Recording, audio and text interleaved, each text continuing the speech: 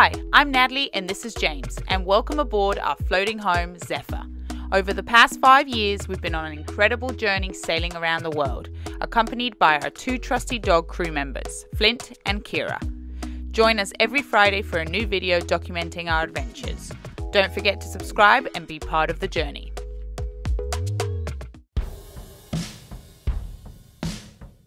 Last week, you saw us put the boat back in the water and complete our alignment test on our new prop shaft seal. And now that all that work is completed, it's time to start heading south.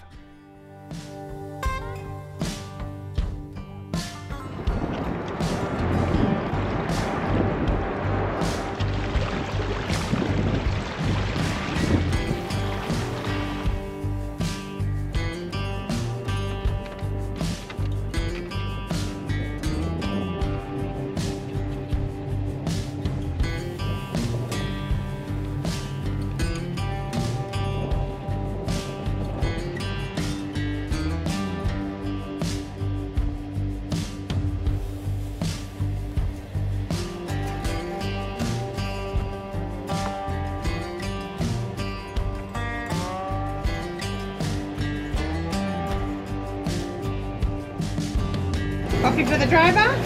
Thank you, boss. There we go. Oh, yeah. Yeah, so we had a great night on that free dock nap found last night.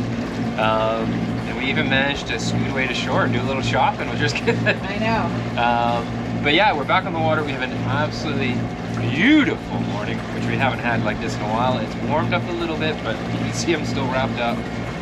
We had about 45 nautical miles all the way to Georgetown. We've been to Georgetown many times and we love it there. So we're looking forward to stopping in Georgetown. We'll get the doggies off maybe and rest up for the night. It's meant to be a little bit warmer. I think the temperature's meant to creep up like 10 degrees, so it's probably going to feel like summer to us. So yeah, thanks for the coffee.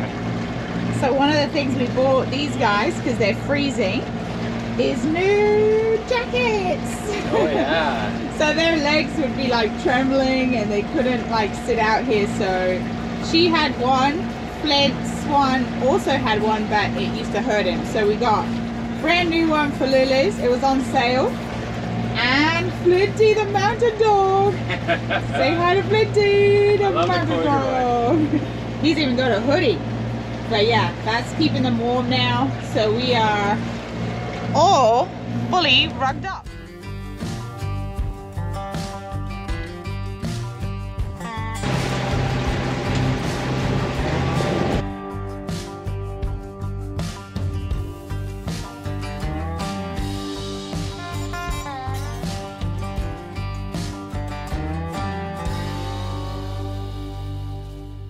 With only a few miles left to our anchorage, we decide we're going to pull into a marina for the night. After jumping on NOFOREIGNLAND, we find Heritage Plantation Marina. The great thing about this is we're going to top off our water tanks, charge up the boat, and put the heater on for the night.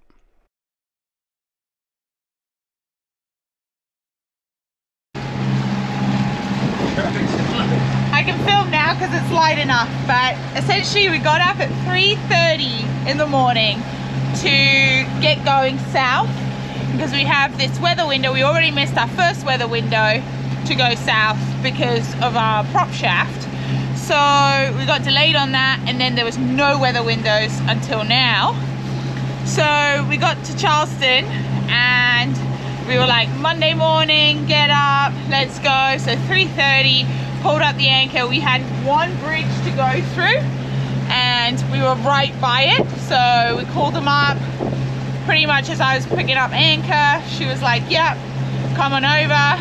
She tried to get the bridge up, didn't work. So they called a mechanic, got the mechanic over. We've literally been waiting on the other side of that bridge for 3 hours. 3 hours! 3 hours from 4 till 7. Such a long time, so we could have been sleeping. But anyway. The funny thing is, we just got through, and now they can't lift the gates back up to let the traffic through. Yeah, I know, all the traffic's stuck, but I kind of feel like they didn't really have to wait as long as we did, so they can wait a bit longer. Anyway, we're finally through. It sets us back massively because we've got a big storm coming Tuesday. night. So we were hoping to get further south, but now we're probably not going to get as far south before that storm hits. So anyway, we'll see how we go here. We're going to aim for Fernandina Beach, and if the conditions aren't too bad and we're doing well, or we're going faster, then we might keep going down to St. Augustine or something like that. Right? Sounds good. Okay. Yeah, that's it. We've got a bit of a long channel to get out here in Charleston, don't we? Yeah, the Charleston channel is like over 2 miles. It's kind of long, so we'll be turning left in a moment, and we'll be heading out the channel proper, so we'll be in the shipping lane, so we got to be careful of that. Lots of big cargo ships coming in out of Charleston, and as soon as we clear the channel, we'll be turning right, like Nat said, and we got 144 miles to Fernandina Beach. And we're going to try for St. Augustine, like Nat said. That's 180. We'll see. The bumpers are in bed. You can't really see them.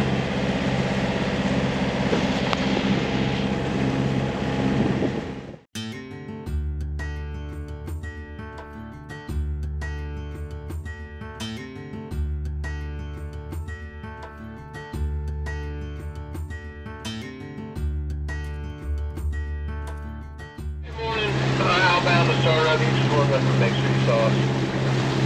You heading towards that green side already?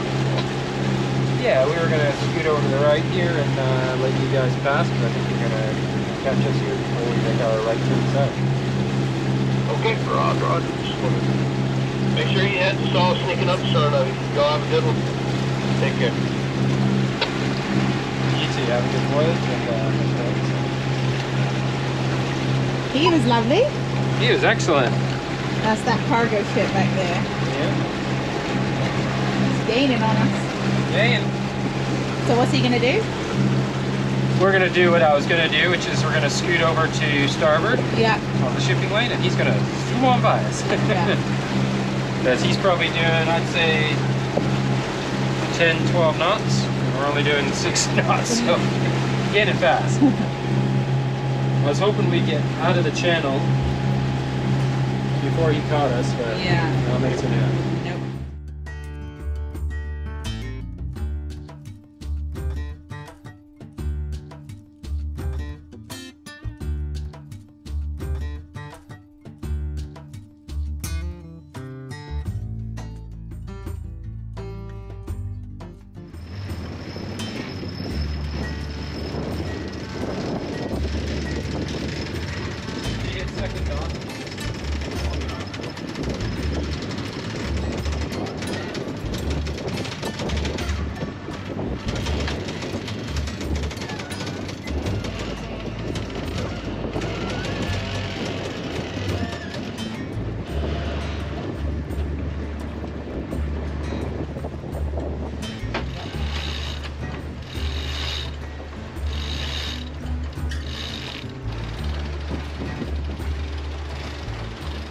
And we're sailing. We haven't sailed in so long. I know. We're doing anywhere from 5.5 to 6.2 knots. We got full Jenny. We got one reef in the main because we're taking it easy because there's past gusts. And what's the wind? Wind's at like 120 at the moment, which is just fine, just slightly downwind. And we got about a foot of chop.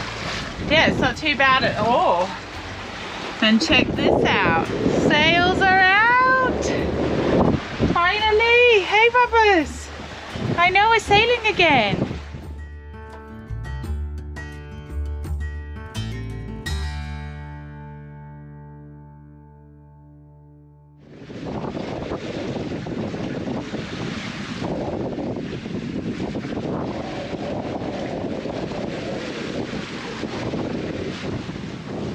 This is so good.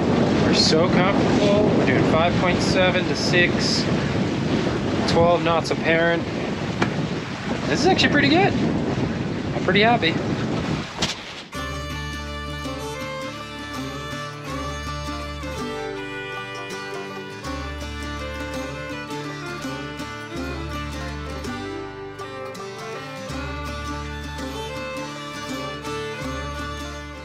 With the wind shifting more directly behind us, we decide we're going to go wing on wing.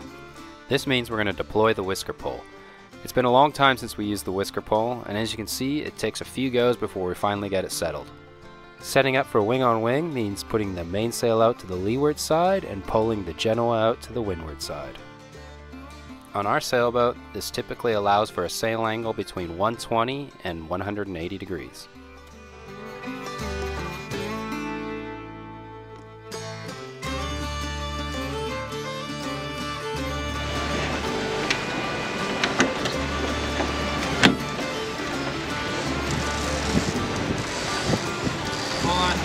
Yep.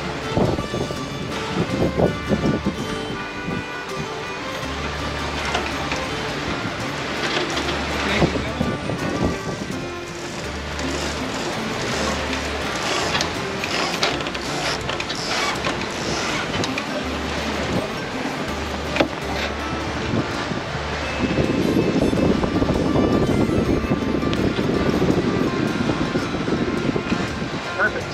Wing on wing. We haven't done this for a while. I think we just need to bring A little bit of jetty it. yeah, because It's flapping. yeah. Alright. And then we're good, I think. Yeah, it's flapping quite a bit.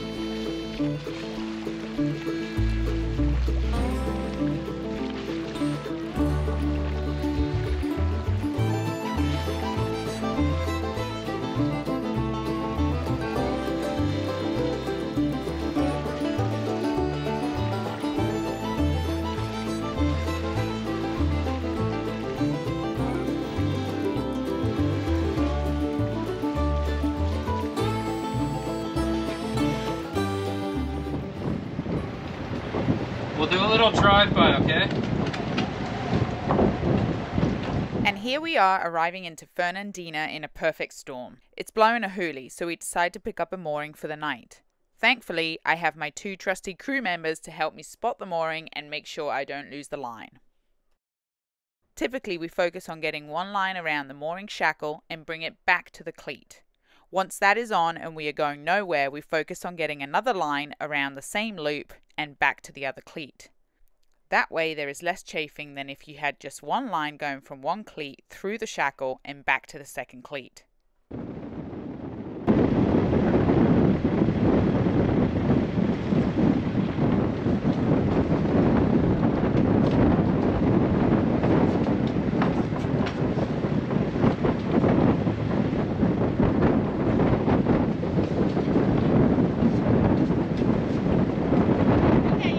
Oh, nice work.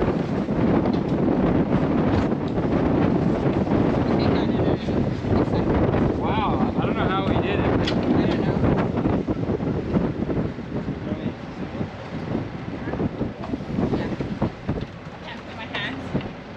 Well, I'll finish off the rest of you. Oh, yeah, we just made it. We just put the mooring on in probably the windiest conditions I think we've ever put it on. Nat aced it. That was a horrible passage. It started off really good. I know. We were sailing, and then the wind just died, and we had no wind for All night. 20 hours of the 24-hour passage. And then the last 5 hours, this storm came early, I think. Yeah. And we had like seas higher than the dinghy. We were surfing at 10 knots. It got pretty gnarly there, so. Well done though, babe. If you'd like to be a part of the journey and become a patron, go to the link you see here on the screen. Another way you can support us is by hitting that subscribe button.